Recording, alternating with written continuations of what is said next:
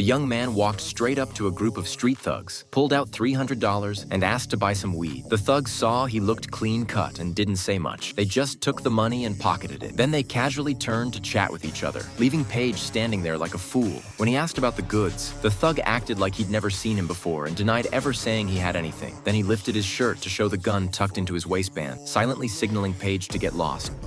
All right, okay.